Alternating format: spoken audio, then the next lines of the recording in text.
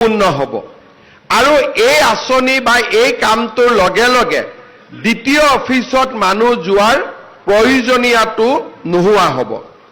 তাৰ লগতে আমি আৰু এটা নতুন কাম কৰিছোঁ। আমাৰ ডেকা ল'ৰাসকলে লাইসেন্স বিচাৰি দ্বিতীয় অফিচত যাব লাগে।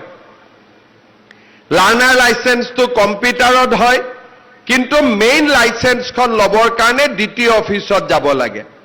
আজি আমি বিশ্বনাথত এটা অটোমেটিক আমি ড্ৰাইভিং টেষ্টিং ষ্টেচন এটাৰ কামো আৰম্ভ কৰিছোঁ। ল'ৰা ছোৱালীয়ে ইয়াতে গাড়ী শিকিব পাৰিব আৰু গাড়ীৰ লাইসেন্সখনো শিকাৰ লগে লগে নিজে নিজে লৈ ল'ব পাৰিব, তেওঁ আৰু দ্বিতীয় অফিচত যাব নালাগে। মই আজি আমাৰ অফিচাৰসকলক পৰামৰ্শ দিছোঁ যে আমাৰ ল'ৰা ছোৱালীয়ে যেতিয়া গাড়ী শিকিব আহে তেতিয়া আমি যদি ল'ৰা ছোৱালীক হিন্দী আৰু ইংৰাজীও অলপ শিকাই দিব পাৰোঁ, এই ল'ৰা ছোৱালীকে আমি বিদেশতো ড্ৰাইভাৰৰ কামৰ কাৰণে পঠাব পাৰিম। অসমত ড্ৰাইভাৰ কাম কৰিলে ৬,০০০ টকা দৰমহা পায়, বিদেশত ড্ৰাইভাৰৰ কাম কৰিলে মাহত ১.৫ লাখ টকা দৰমহা পায়। ১.৫ লাখ টকা দৰমহা পায়, অফিচাৰতকৈ ভালকৈ দৰমহা পায়। মই অলপতে জাপানত গৈছিলোঁ। জাপানৰ চৰকাৰে মোক কৈছিলে যে আপোনালোকে যদি অসমৰ ড্ৰাইভাৰসকলক জাপানীজ লেংগুৱেজ শিকাই দিয়ে তেতিয়াহ'লে আমি ৫০,০০০ অসমৰ ল'ৰা ছোৱালীক জাপানত ৫ বছৰৰ ভিতৰত লৈ আহিম আৰু প্ৰতিজনে ১.৫ লাখ ২ লাখ টকাকৈ দৰমহা পাব।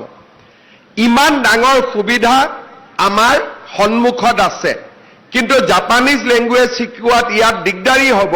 কিন্তু ইংৰাজী আৰু যদি হিন্দীও শিকাওঁ, দিল্লীতো এজন ড্ৰাইভাৰৰ দৰমহা ২৫,০০০ টকা, কিন্তু গুৱাহাটীত আমি ৬,০০০ ৭,০০০ টকা আমি দৰমহা দিওঁ। ইয়াত হয়তো আৰু কম, আৰু যদি তেওঁলোকক জাপান আদিত পঠাব পাৰোঁ তেতিয়াহ'লেতো বহুত দৰমহা হ'ব। কিন্তু আমি বিশ্বনাথত যি ড্ৰাইভাৰ শিকাম তাত যিসকল ডেকা ল'ৰা ইচ্ছুক থাকিব তাত অলপ অলপ আমি ইংৰাজী আৰু হিন্দীৰ জ্ঞানো আমি শিকাবৰ বাবে যত্ন কৰিম।